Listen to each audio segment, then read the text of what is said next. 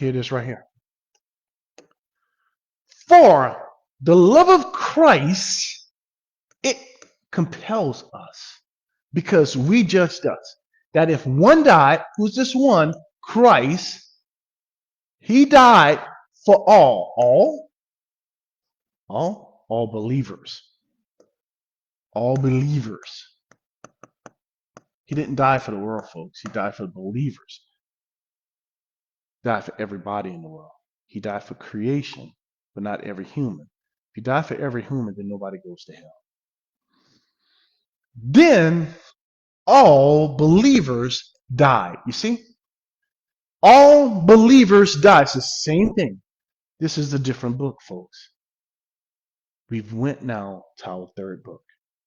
Book, not first. Book. He died, speaking of Christ, for all. Why, Lord? Why did you do that?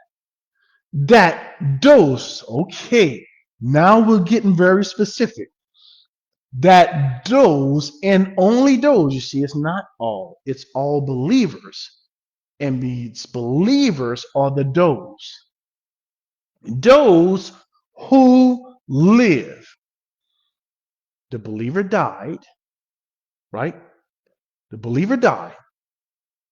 Now he's alive. Ephesians 2, chapter 2, verse 1, verse 5 said God made you alive. Now you're alive. Now that you are alive, question is, how should I live? Here it is. You should no longer live for yourself. No more selfish ambition. No more looking for this and looking for that. But you should live for him who died for you and rose again. You're living for Christ. You're living for this gospel. You're living for the kingdom. Therefore, if you died, man, this is Colossians now. It's our fourth book. If you died, and you did, when did you die? With Christ. Didn't we get that before? You died with Christ. You died. You died. When? With Christ. 2,000 years ago. From the basic principles of the world. Why? As though living in the world. Are you subjecting yourself to regulations of the world? What is he talking about? John tells us in 1 John what the world is about. Lust of the eyes, lust of the flesh, pride of life. That's the regulations he's talking about. The law of sin and death. You can go look that one up. That's the reference. For you, this is Colossians 3 now. For you died. You died. You died. If I go back one page, you died, you died, you died. 6 times. 6 times we have read that the believer died. That's why he can't live in sin. That's why he can't go to hell, folks, because he already died. Hell is the second death. He already died. You died. And you can't live like that anymore. Your life. Whose life? Yours. Now you have life. You have life. What about that life, Lord? You died. You received life. Watch what God does with this life that he's giving you. It is hidden. God says, I've taken every believer and I hid them somewhere.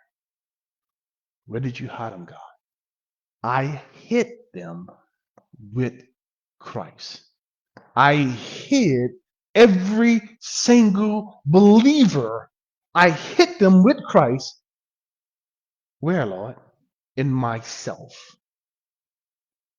in me. Don't tell me a believer can sin. Don't tell me he can ever be lost. He's not even on the earth. He's hidden with Christ in God. Where's God? He's in heaven.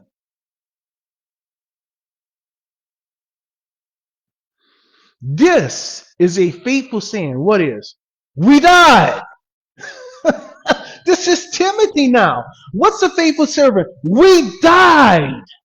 The believer died. How? With him.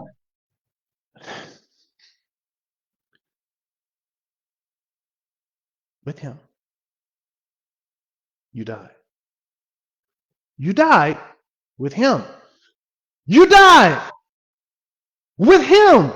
But now your life is hidden with him in God. Then you died with him. Because you have life now. You will also live with him. Whose word is that? This is God's word. What did we learn about God's word? Is it true? We learn that God does whatever he says, that he's faithful. He's faithful to his word, and we can't change it. Okay. Let's go back. Let's count them. We died. 1, we died. 2, with Christ. 1, with him. 2, this one that died, Christ. So that's 3. We died. That's 3. Agreed? Okay.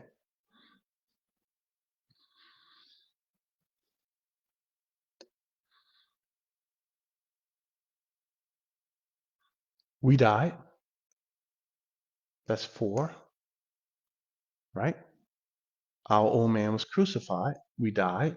That's 5. With him, that's 4. Okay? Then we've been delivered,